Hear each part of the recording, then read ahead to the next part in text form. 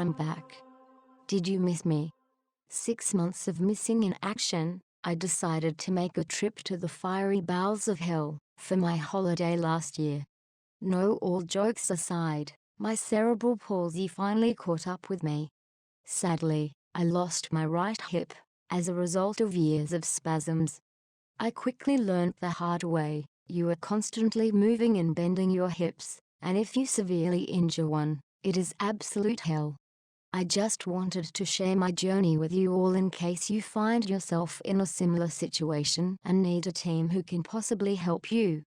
I am extremely fortunate to have the absolute best doctors who managed to do a tendon release followed by a total custom hip replacement. When my physio said it was time to see an orthopedic surgeon, I just emotionally broke down. I was in extreme pain, but I never wanted to go down the surgery path, especially at the grand age of 32. However, my spirits lifted when I learned that Dr. Stephen Ruff specializes in hips. He is such a good human. During our consultation he sat on the floor with me, because that was the only position at the time that I wasn't in extreme pain. He went over my x-rays with me and explained some options. I was admitted to hospital and attended what is known as a bone breakfast in the hospital auditorium, where all the specialists come together to discuss unusual cases. Yep. I fitted right in. There was a wide range of different opinions and options, really overwhelming. However, we quickly picked the team that was right for me. Dr. Ruff and Dr. Ellis are my A team. Together, we chose to do a tendon release, followed by a total hip replacement, after consulting the Mayo Clinic, as well as many other overseas sources. My new hip had to be custom designed, and a great deal of calculations happened behind the scenes to ensure the hip wasn't at risk of dislocation due to my cerebral palsy spasms. That in itself was groundbreaking and worth the wait.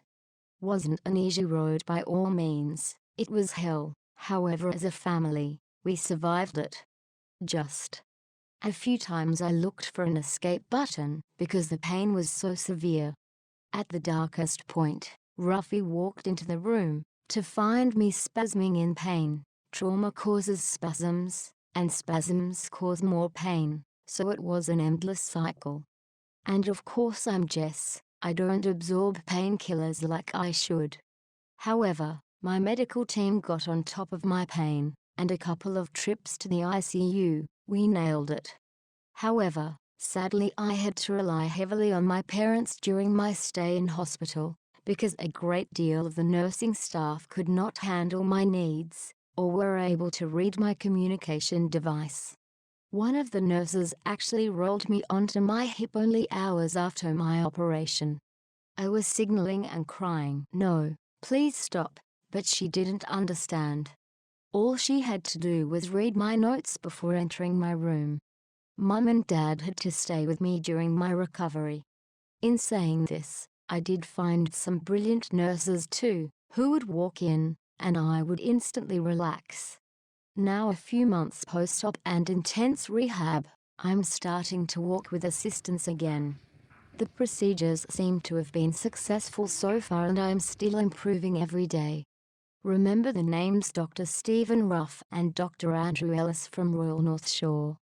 And there is a guy named Bestick who is pretty awesome too, but don't tell him I said that, because he will brag about it for ages, and Ruffy will have to listen to it.